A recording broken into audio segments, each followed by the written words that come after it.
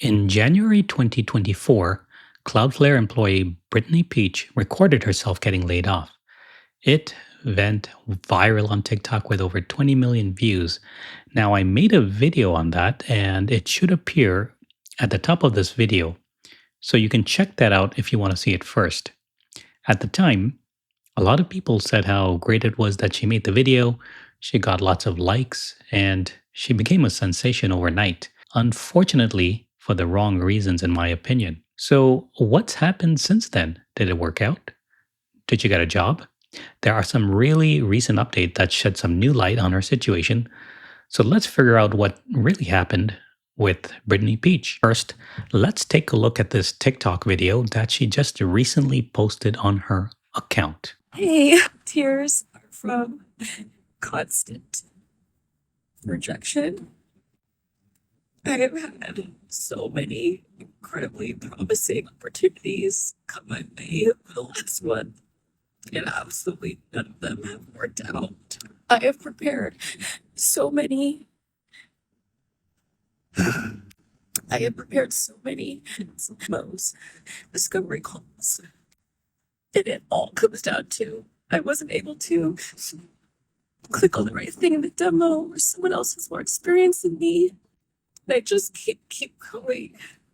More than anything, I want to be in a sales role, and I want to thrive and succeed, and no company is giving me a chance, and I just have to believe it's really because of the TikTok video that I posted. Okay, wow. Well, that's really hard to watch. And she said it herself. She said she thinks that a reason, or at least a big reason, of why she's not landing these jobs is the TikTok video she posted. And, I agree with her. I think, unfortunately, when she posted that video, even though it got a lot of likes and comments, it gave her a false sense of confidence because a lot of the people leaving those things weren't in positions of power and control where they could actually hire her. So she got a lot of fame, but unfortunately, she's paying a heavy, heavy price for it. And I think partly due to her lack of experience. And I say this because I've been in the same boat. I've been laid off a few times, and the first time that it happened to me, it just did not make any sense at all. Like Brittany, I felt I had hit all the performance metrics. And in fact, I actually had the best metrics in our department that our managers said we were evaluated on. Back then, I just didn't have the experience to know that what people say, like how you're evaluated or even what the most important things are, may not be the whole truth or even true at all. And it may be the manager's fault. It may not be the manager's fault because the manager themselves might not have the level they need to provide you with a complete picture. Okay, let's go on.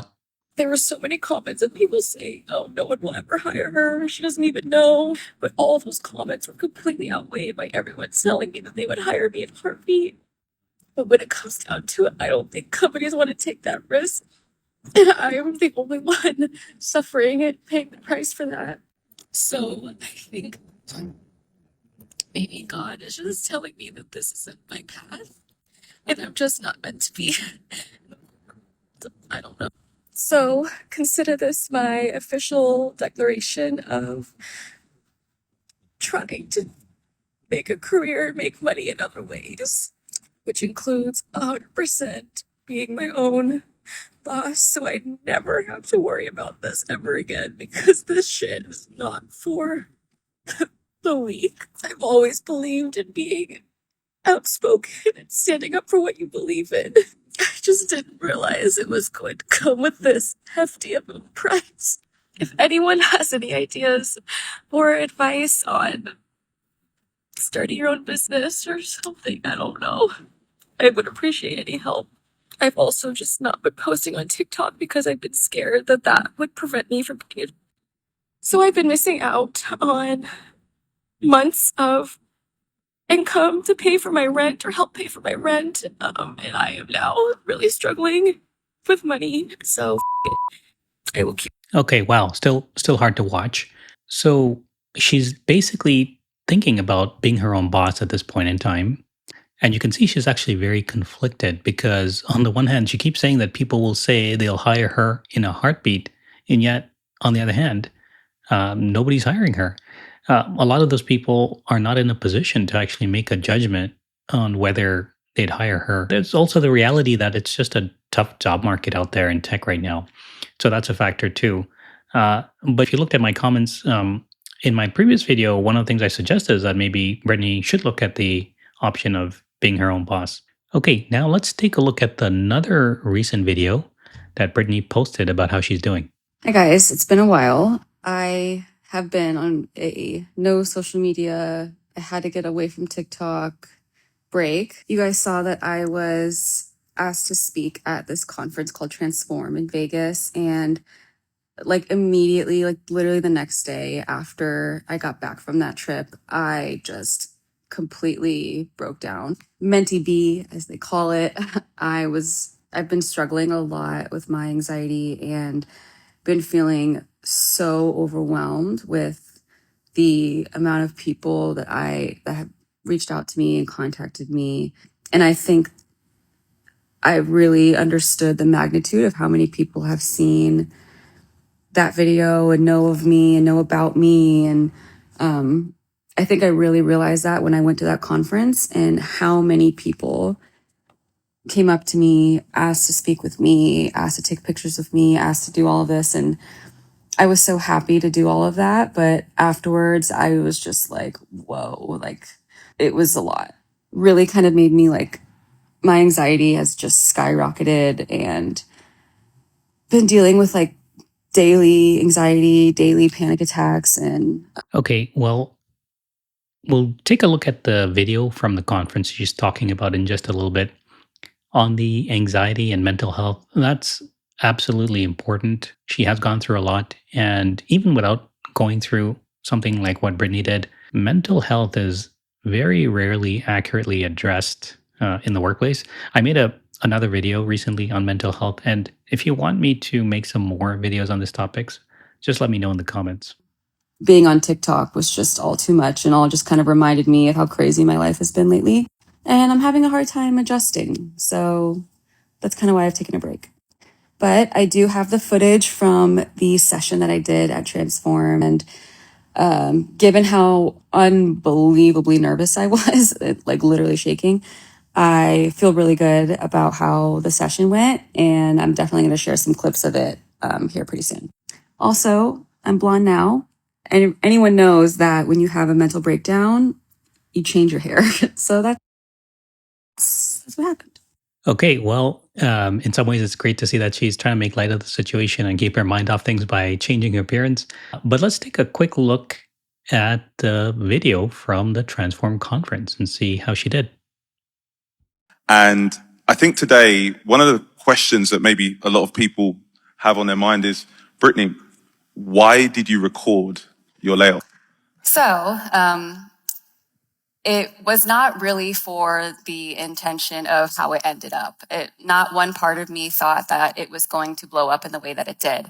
But when I was getting the call, I think we kind of saw in the beginning of that video, it was a very last minute thing. I get a call, or I get a calendar invite, and my coworker gets the invite 30 minutes before I do. She gets laid off. We started the same day. They tell her that, it was her performance. And she's like, wait, what do you mean? I just started, my ramp just ended. And she's telling me this about 10 minutes before I have my 10-minute meeting. And so I get off the phone with her. I call my dad. He's been in the HR space. I believe he's somewhere in here. And Shout out to Matt Pietsch. yeah, shout out dad. But I call him and I tell him, oh my God, dad, I'm about to be laid off. What do I do? I'm panicking. And he's like, calm down. It's okay. Have the meeting. Be yourself. It's okay. Call me after. And so I get off the call with him. It's probably about 7 minutes now before this meeting. I compose myself and I'm like, okay, I'm not going to remember everything that happened in this conversation. I'm already going to black out. I just know it. So let me just record it so I don't have to retell this story over and over again. Tell my friends about it, tell my parents about it. I'll just send them the video. And then after it happened, I was trying to send the video out via text, via email, but the video was just too long. So one of my friends was like, post it on TikTok. If you have up to 10 minutes, you can post it. And I was like, okay, great. I'll just post it on TikTok. At the time, I had 10 followers and they were all my closest friends. So not one part of me thought that it was going to get the attention that it did. So I posted it on TikTok that same day. And then the next day I woke up to a whirlwind that I was not expecting. So that was. Okay, well, she started well by taking advice from her dad. But then I think the problem was that then she went to a friend and got advice from a friend on what to do next, who suggested to post it on TikTok. Now, she says she didn't expect it to go viral. And I think that's probably true. But, from a company's perspective, anyone watching this is just going to think, well, it shows a bit of a lack of judgment that she's taking information, potentially confidential information, and posting it publicly on a public platform. And caution anybody about taking advice only from friends. It's important to have somebody who's got some experience in these matters. It's important to have a mentor, really, to help guide you through some of these things. So my recommendation to anybody out there who's maybe earlier in their careers, or even frankly later in your career, get some mentors, get more than one. It's very helpful to help you navigate through such situations like this. She should have checked with her dad first before posting this video. I'm pretty sure he would have given her different advice. Or, worst case, in order to share it, there's other ways to do it. You could post it on Google, make it private, YouTube even, make it private. There's other ways you could do it.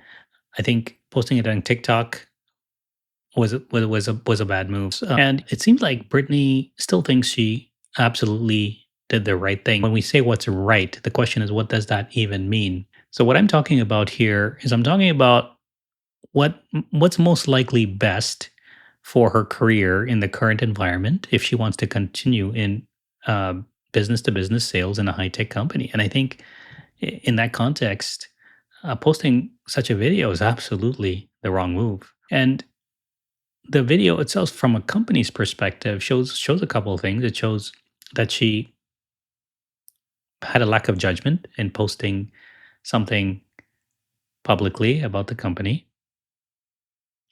It showed that her mindset is very me oriented. And I mentioned this in some of my other videos. A lot of earlier employees, and this was myself when I first started as well, they see the world through a lens of themselves. And it's perfectly fair. We're all human and we all want the best for ourselves.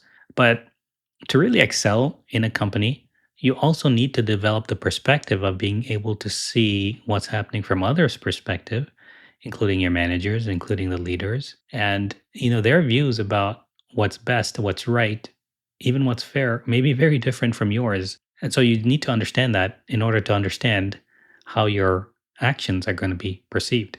With my true intention of why I filmed it and posted it. And so that's at millions and millions and millions of views now, right? Yes. Brian, when you heard about this, how did you feel? It felt like a moment. It really did. I think there's lots of cultural moments that have happened over the years, and this one really, to me, felt like something significant.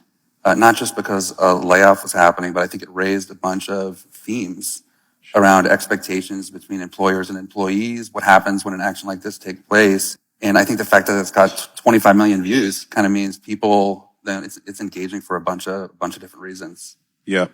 Okay. It sounds a little bit like corporate speak, to cultural moment. Yeah. Okay. Well, got a lot of views, different expectation. That's coded language for some of what I'm saying before. Like, well, Brittany had certain expectations. The company had different expectations. And I like Brittany's fighting spirit in many ways.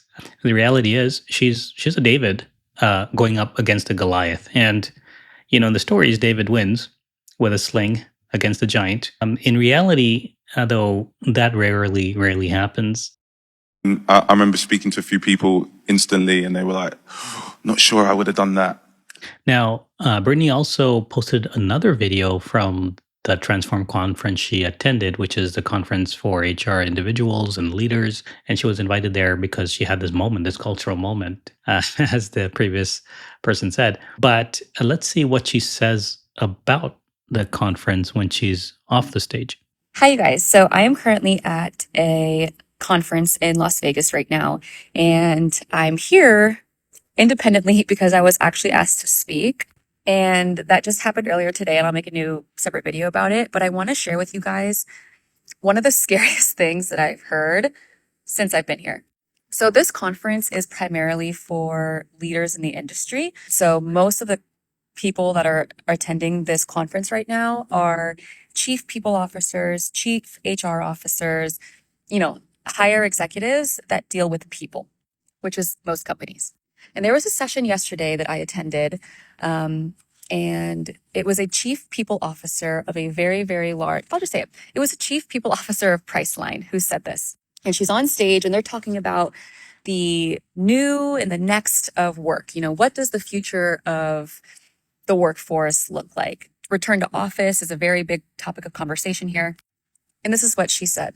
She said, I believe that people can do a job from home, but I don't believe they can have a career from home.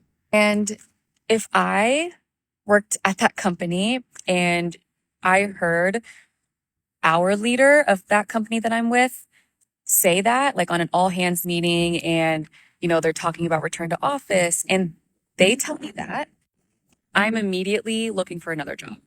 Okay, whoa, whoa, whoa. Let's pause it right there. So, a couple things. This video already is going to be really bad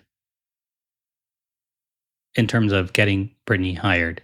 She's already posted one video, the layoff video, which I think she shouldn't have done. Now she's posting videos from a conference she's attending, talking about what she's heard people say. Now, in this case, yes, it's not exactly private because somebody went up on stage and made this speech. But there's a couple issues with what she's doing here. One, she's calling out the name of the company, Priceline. And so it's very easy to do some research and figure out who this person at Priceline would be. But the problem is she's breaking the trust of people who have attended the conference. Now, she didn't make any specific agreements. That's true. But when I say breaking the trust, it means that companies are always very afraid of people bad mouthing the company. They're afraid of people spilling the beans. Every company has its skeletons in the closet, just like every person probably has their skeletons in the closet, and every family has their skeletons in the closet. And for companies, when they see people posting things out in public that they don't really want other people to see, it's a big issue for them. It's a big liability. And so when Brittany posts these things, she comes across as a liability to any company, because now companies are going to keep thinking, well, if I let her into my company and she happens to see some of these skeletons in the closet, well, she's just going to post it on social media too. So videos like this don't help her at all. And any hiring manager would really think twice about hiring somebody who posts a video like this.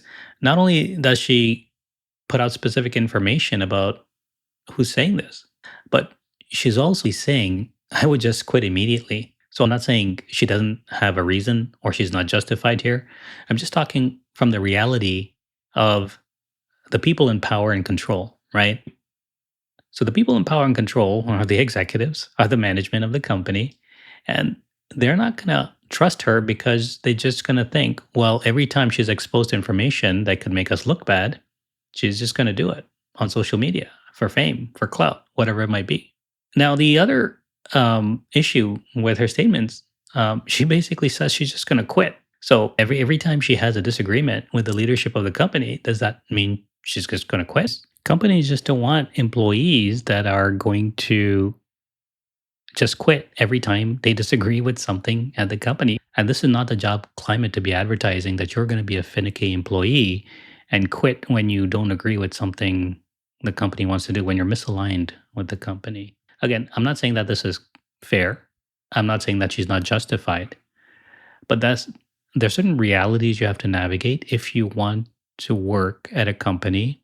You have to understand not only what they're saying, but what they're not saying. You have to understand how power dynamics work. You have to understand how politics work.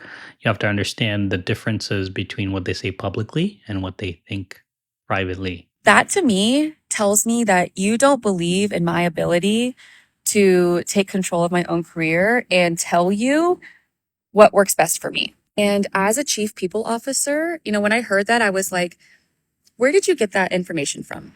Okay, so here she says the CPO, the chief people officer, or the company doesn't believe that she knows what's best for her.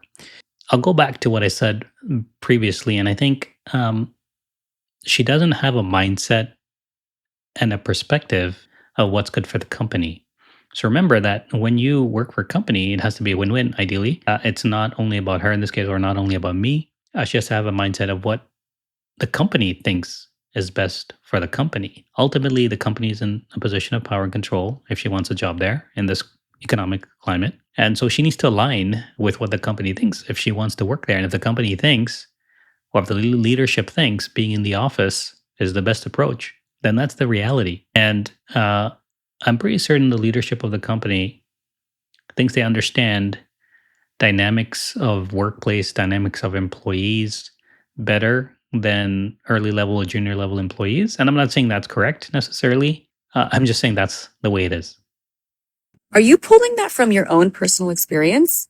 Are you pulling that from experience you've seen other people maybe not successfully be able to work from home? The point is that because she feels that way, she now has based her entire corporate policy around that. So now they're creating a mandate to come back into the office 2 days a week. And then she further explained the 3 reasons why they're doing that. And all 3 reasons that she said have all to do with company productivity. Okay, going into the office 2 days a week is actually not that bad. Many companies are mandating more. I think 3 days or 4 days is about normal in high tech companies. And so if Brittany is asking a question about, what data she's used, the reality is that Brittany went out and looked at what most companies are doing. I would say probably about 80% plus, especially if the companies in tech are mandating some kind of return to work, some kind of hybrid situation of return to work. I actually posted a video earlier about Dell, and Michael Dell, who himself was so pro remote work during the pandemic, and many, many other CEOs have about faced. And now they say, nope, sorry, you got to be in the office if you want a career. And again, this goes back to the realities of working in a corporation. Companies can often say and do things that may not make sense because at the time it was in their best interests. And during the time of the pandemic and earlier, it was hard to get employees. Employees had the balance of control and power, at least more than they do now, because it was hard to attract and retain employees. And so companies are going to cater more to what employees want at the time. But remember, the tides change, and now the balance of power has shifted more toward companies. And so companies want to exert more control over their employees because they do want maximum productivity. And whether it's true or not, they believe that being in the office is more productive. Now, I actually personally don't believe that. I prefer to work from home myself. I was more productive, I believe, working from home. But the reality is, it doesn't matter, right? I can try to influence the company, and I think there are ways you can do it without being so public because companies do not want you to air their dirty laundry in public. Remember that. But at the end of the day, it's up to the leader of the company to decide what they think is best. And yes, they are going to try to exert more control over their employees. Companies are afraid of a lot of things that they won't openly talk about. I think some of the things they don't talk about, and they kind of use this productivity thing or increased productivity thing as a coverall reason when they're also concerned about things like security. So, for example, it's much harder to lock down information if you're completely remote, or even if you're remote at all. And the company's afraid of losing information, losing intellectual property. That's one. And the second thing is they're afraid of people slacking off too much and even having multiple jobs. There's an overemployment trend that was popular. I don't think it's as much of an issue now, but it still exists where employees actually have multiple jobs. And whether fair or not, the company does not want you to have multiple jobs. And it doesn't matter if you're effective at 2 jobs. The companies, especially in high tech and information technology, information workers, they can't accurately measure really the productivity of an employee. They have all these metrics. There are various things they can try to do, but it's actually very, very difficult to objectively and accurately measure productivity. So what companies do instead is they try to put guardrails and make sure you're at least using, or you're forced to use the majority of your working time for the company that you're employed with. And and one easy way to do that is to make sure you're in the office. And to me, that is a huge, huge red flag. It feels like we're going backwards. And it's funny because I actually I heard, this session yesterday, and my session was today. And of course, being who I am, I mentioned this on the session. I didn't call out the name, but we were all there for this session. There was all of us were there, 3,000 attendees there. And we all heard her say this. And I'm like, wow, does everyone else agree here? But I didn't really care. So I said it in the session. I was like, I heard this yesterday and it really struck me because I have to say, I completely disagree. When I did share that in my session, I got a round of applause, which was refreshing and relieving to see that not everyone agreed with what she said. But I just wanted to share that. She said during her session, she made a poll, an informal poll, and asked people if she agreed with the other session by the Priceline executive. And this basically seems a lot like what she did with social media. So she got applause, which she's really happy about. And just like when she got, and just as when she got a lot of likes on social media, a lot of really positive messages, it made her feel good. And there's a bit of a danger here because yeah, people clap, but clapping is easy. But are any of those people who clapped actually going to hire her? And I think the chances are they won't.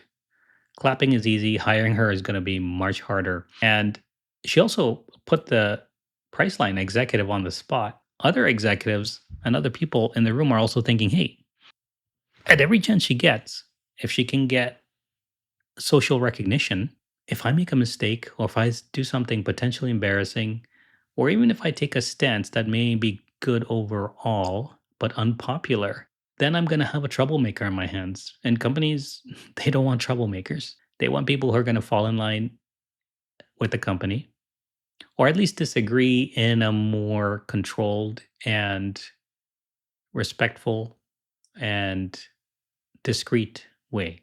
And here I think Brittany's fallen into a similar trap because I think her inexperience is blinding her from the reality of the situation. And if she really wants to have a career in high tech and high tech sales, this is not going to help her.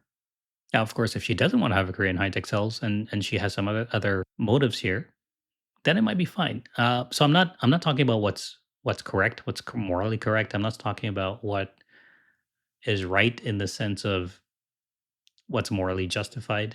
I'm just talking about what's right in the sense of if she wants a job in high tech, what she should do. To make more videos about this experience, the other things that I've heard the leaders talk about. And that's what's so interesting about this convention is there aren't people here like me that are very early on in their career. Maybe those people they're the ones manning the booths, in the exhibit hall, but they're not attendees here. All the attendees are entrepreneurs, CEOs, CPOs, CHROs, higher level leadership. It's not the people. Those aren't here. The people that are in the boardroom making these big decisions, those are the ones that are here. And so I get to really hear this perspective of how the top executives of an organization really think about things and think about the way they treat their employees. And it's been incredibly eye-opening to see that in an environment where I feel like most people normally wouldn't. So yeah, stay tuned. Okay, so she said it herself. So she was invited to this conference that's attended by board members, by executives. And basically, she's saying, well, I'm going to spill the beans on what I've heard here. From her perspective, she's providing all this great information that employees who are not very senior at the executive levels get to see. And that's true. Often they don't get to see this. And that's why employees often feel so much whiplash because they don't see a lot of the churn, a lot of the discussion, a lot of the debate that happens at the higher levels. That's one of the reasons I'm making this channel is to help employees navigate through some of those things.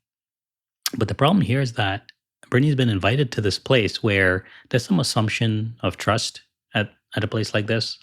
She, in some ways, broke that trust by posting publicly about what she's hearing there. And, I'd be very surprised if Brittany's invited to other similar conferences where you have high level executives speak freely. Okay, now let's take a quick look at LinkedIn to see what the latest is there. So we got some people, there are people who are advocating for her, and that's great to see. There's folks saying, hey, reposting for Brittany. There's not a ton of people, but it looks like, there's at least some. And they say that she has a lot of grit, which I think is true. She performs under pressure. I think she shows she can. I think her speaking at the conference was pretty good, actually. It's just that I don't agree with her view of the situation, and I don't think she's doing what's in her best interest if she really wants to be employed in a sales role at a tech company. And even her dad here, you can see Matthias Peach is actually putting out the word to get her daughter a job. So she's got some support. So a few people saying, hey, they applaud Brittany. But notice a lot of these people who are saying this are themselves looking for work. So, I'll go back to what I said. Be careful about who you're getting your information from. If you're getting a lot of accolades, a lot of likes, a lot of advice, even from folks who may not be best positioned to provide a perspective that's helpful for you, then that won't be helpful for you. Okay, so let's see what else. Let's see. There's a differing opinion here. So there is a coach here actually saying that you might size up her behavior as wreck.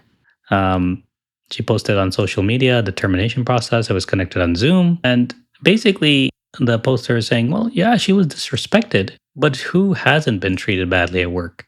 And frankly, who hasn't been treated badly in life?" Question. So it even says what I said earlier that she could face legal action, um, which is also a point I made earlier about recording videos and posting them online. Okay, and then let's also take a look at what Brittany herself has posted on LinkedIn. And she says, I feel embarrassed to be posting this, but desperate times, as they say.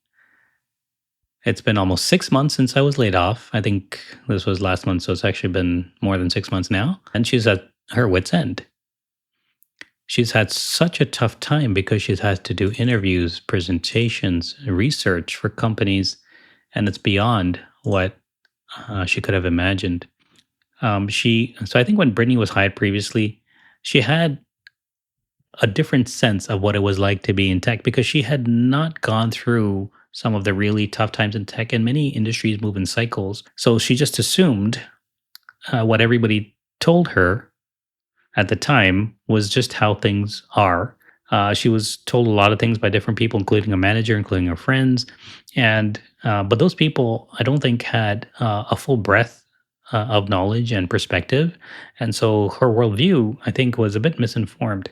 She didn't go through the dot-com crash, the financial crisis, other hard times, and so doesn't understand how things swing, how the tide shifts. She's had now 4+ rounds of interviews, but no job offer. The feedback is, hey, we loved you, but there was another candidate who just had a bit more experience. And she says, I don't understand. She says, I'm an awesome candidate. She says she has great sales aptitude, and she's begging to work at companies now, and she's willing to put in the time and the effort.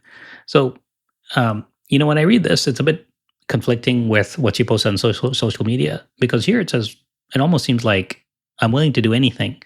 And yet on social media, when she posts, she said, well, if the company has a return to work policy, even if it's just 2 days a week, well, then I quit. I think she has to settle in her own mind what she really wants to do. Is she really willing to, in this environment, do what it takes to work for a company? And I think she's starting from a very tough place because of everything she's posting, and she's not helping herself by additional posts.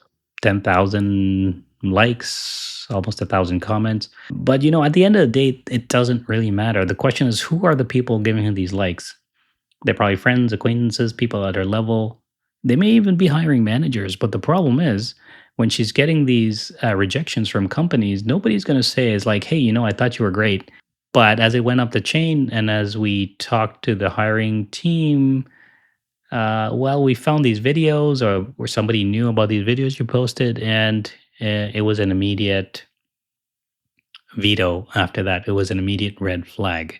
Nobody's actually going to say that to her. And so I think the challenge for Brittany is that she's getting a lot of feedback and she's getting a lot of input. But that feedback and input is largely one sided because she's not getting the information that would actually help her in this case. And so what I think has happened is that Brittany's view is a bit skewed and by social media because she's getting what seems like a lot of positive feedback, a lot of encouragement, a lot of people saying they would hire her, but she's not getting the reality of the situation because all of those people who are the decision makers in the hiring decision are not the ones giving her that feedback. And she, frankly, is alienating herself from many of those key decision makers that ultimately have either decision making or veto power for hiring at these companies. I look at this as a very interesting case study because Brittany Pietsch became famous almost overnight.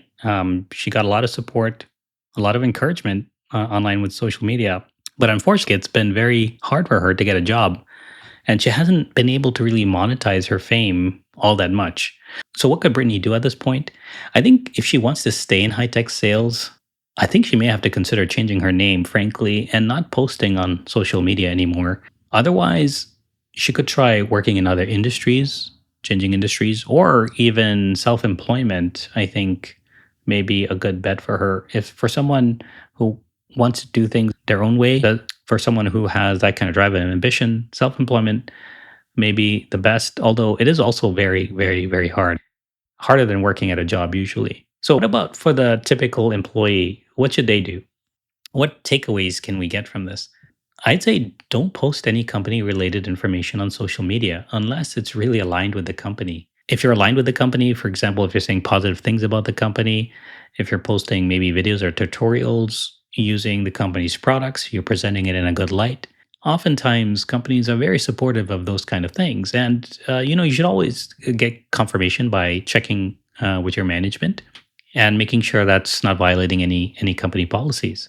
But on the other hand, I'd say do not post things that can put your company in a negative light. If you do, you're likely going to get a stern warning or most likely terminated from the company because at the end of the day, the company has to care about its interests first and not yours. So it's in the company's best interest to make sure they're presented in the best possible light. And they're going to get rid of an employee that makes it difficult for them to do that. There are some exceptions about posting on social media, such as if you're planning to leave the industry or work for yourself. There are a few examples of people who've done it successfully, but it's really hard to do. And frankly, you almost often have to have more experience in the areas that you're talking about than being a junior level employee. But what do you think? Let me know in the comments below. If you found value from this video, please hit the like and subscribe button to help this content reach more people. And don't forget to sign up for my free newsletter. The link is in the description for more tips to help you level up your corporate game and better navigate through this fog of corporate life. As we can see, it can be pretty hazy. Until next time, stay savvy.